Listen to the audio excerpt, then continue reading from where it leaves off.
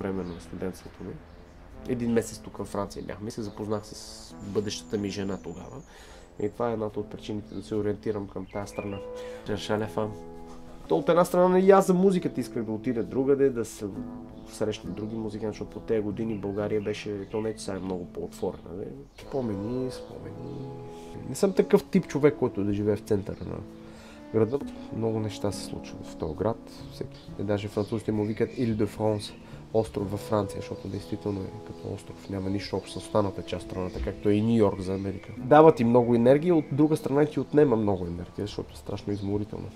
И си самотен в 10 милионен град, защото разстоянията са огромни и хората нямат време, като в малките градове.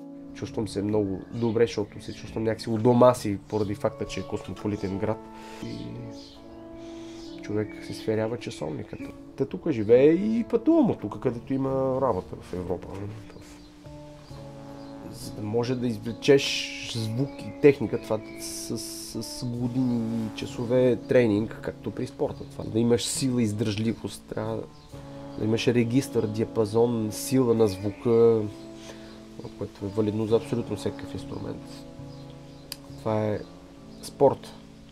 А другото в музиката е интелекта и душевността. Има творчески такива периоди, по-плодотворни, след което като изхвърлиш голямо количество енергия и примерно неща, които сътвориш и след това се чувстваш някакси празен. Трябва да мине време, за да се мотивираш. Всеки творец, всеки музикант си има някакъв облик и някакви цветове, някаква идентичност. Това също е вярно, не? От което не може да излезеш, т.е. не може да си някакъв друг, какъвто си. Аз живея за да свиря, не свиря за да живея. И музиката е... Това ми е живота. Няма нещо по-силно за мен и по-важно от музиката. Даже, но това ми... От една страна ми от него много, от друга страна ми е дало много и просто това е нещо, което ме крепи и ще ме крепи. Просто ми дава невероятна сила.